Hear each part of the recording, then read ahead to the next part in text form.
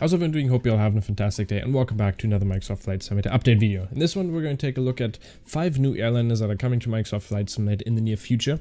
So if you do enjoy this video, make sure to like and subscribe if you haven't already, and also if you're interested in some car videos, for instance car reviews and Autobahn tests, make sure to check out the Non-Stop Driving channel, which is also run by me and a friend of mine. We do it in English and German, and we just uploaded a new video on the Volkswagen ID.4. So if you're interested in that, you can check that out with the link up on the right hand corner right there. But no further talking about that, so let's get right into the video. First of all, we have the freeware Airbus A220 by Synatic Simulations. Synatic Simulation is working on an A220, or in their own name, the A22X, which is a long-term open source and freeware depiction of the A220. The latest news for this plane is that it has been fairly well developed so far, and the texturing seems to be going well as the systems. For instance, the synoptic pages are replicated in the A220X, and the map has also been completely rebuilt from the ground up, which produces more accurate map projection algorithm and a new terrain rendering program, which is obviously pretty great. And the team is always looking through hours of flight deck footage to make the cockpit as realistic as possible. I have covered this like a year ago when I was still making Flight Simulator videos on my other channel, and they actually got into touch with me as well, and were happy to talk me through what they're currently working on. So great team, and they have some pretty nice people working there. For instance, Harsh, I remember him, he was a very great guy, and he also worked for the Fly-by-Wire team. Very great guy. Next up we have the 757, the 200 and 300 version by Just Flight and Bluebird. Also, I have been a big fan of the 757. I've flown on them many times, or with them many times, and I just love flying with them because you can land in some nice airports, because the plane is just so good for landing in like small airports. It's just great. And the team has shared some images and small updates on Facebook, including their work on the systems. Currently, the animation and texturing seems to be fairly well underway, but the team has stated that there is still a ton of work left to really bring the exterior to life. But there's still lots of work to be done with the system, as currently there is still no VNAV or LNAV. And then an update from the 22nd of July. Over the last few months, we focused on we focused a lot on getting the VC animations completed, along with working on the FMS, the flight management system, and flight dynamics. The VC animations are around 90% completed. However, many switches still need to be integrated into the system. From the FMS perspective, several pages on the MFC, certain AP functions, navigation display, PFD are functioning. Without revealing too much, it's worth emphasizing that the FMS is a huge priority. After the FMS is completed, we will work on other systems of the aircraft. The flight model has received attention too. However, there is so much left to do there, and they plan to be integrating 2 different flight models. One will be aimed at easier flying, while the other is aimed at maximum realism without the simulator limitations. And release is to be expected next year. Next up, we have the A330 by Airsoft. All 3D modeling of the VC is completed, as well as the base layers of texturing. Airsoft stated it is still in needs of a bit of detail using decals, so those are all being in the sub-centimeter scale, which is amazing, and it still all the weathering. Airsoft have stated that they will be redoing the whole fuselage, as they are not satisfied with it, meaning there's a lot more work to be done in that area.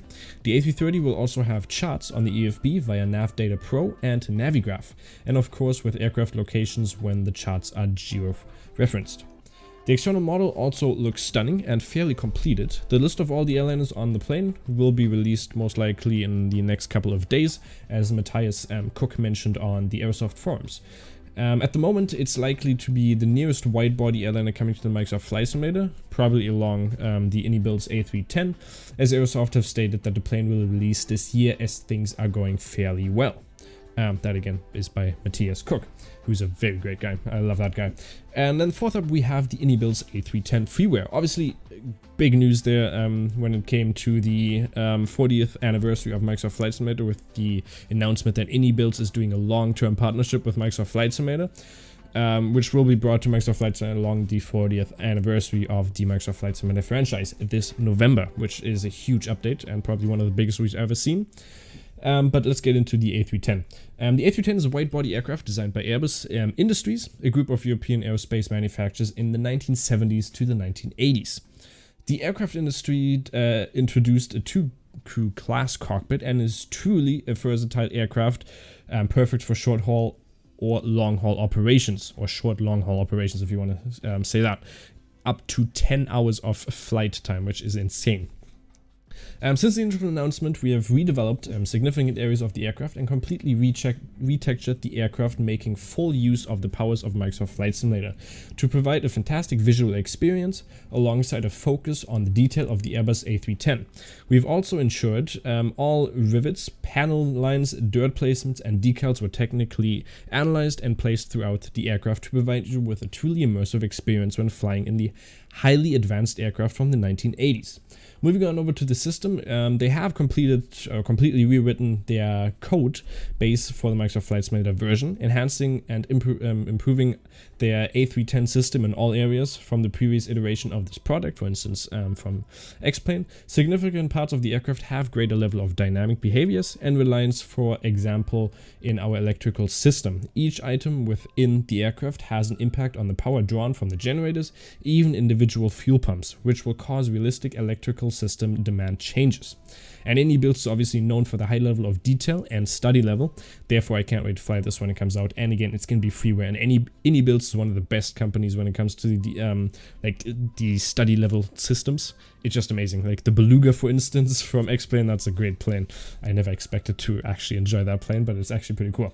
Next up, or last on the list, we have the TDFI Design MD11. I've covered this as well a year ago. And that video had around 40,000 views, so there's a lot of hype behind the MD11, which is great. And with redefined processes and technologies, TDFI have embarked on the journey of creating an MD11 simulation even the most experienced enthusiasts and pilot will enjoy. That is their statement, so it looks like it's going to be very highly study level when it comes to that. The features are that it's going to have highly accurate 3D models, high resolution textures, so obviously PBR and platforms that support it, due to the fact it's going to be releasing for Microsoft Flight Simulator and also X-Plane. Accurate flight dynamics, full FMS simulation, SID, stars, airways, performance, calculations, stuff like that. Full auto flight system simulation, for instance nav, prof, and etc. Accurate onboard system simulation, and authentic system and engine sound courtesy of Turbine Sound Studios. The MD11 team have been working diligently in the background to bring this project forward in leaps and bounds. While we still do not have an official timeline for release and testing, just know that they are progressing at rates they never had imagined to be able to process at.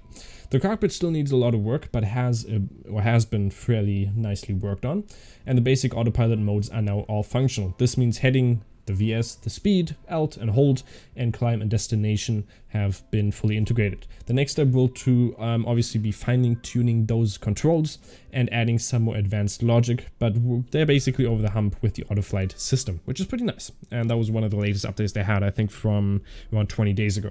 The product will be offered in packages to allow you to select an exact features and options you want. If you purchase either the cargo or passenger base pack, the other packages is available for a reduced rate. This is, for instance, the same thing that Aerosoft did with the CRJ, where you could, if you get the 900 and 1000, you'd get the other ones for cheaper. The extended simulation package will also, or will include operation failures, an advanced custom failures menu, and some circuit breaker functionality. The base pack, the cargo or the passenger, is going to set you back almost $90 US. The expansion, so obviously if you have the cargo, you can get the passenger package for $15 extra or vice versa. And then the extended simulation package is also going to cost you 15 euros, which obviously includes the operational failures, advanced custom failures menu, and some circuit breaker functionality. So that's it for this video. If you do enjoy it, I'll definitely make another part of this, because there are some more airplanes that are coming to Microsoft Flight Simulator in the near future. So if you do enjoy it, or if you did enjoy this video, make sure to like and subscribe. And again, if you are interested in car videos, make sure to check out our latest video on non-stop driving, which is right up here. And we'll see you next time. Bye-bye.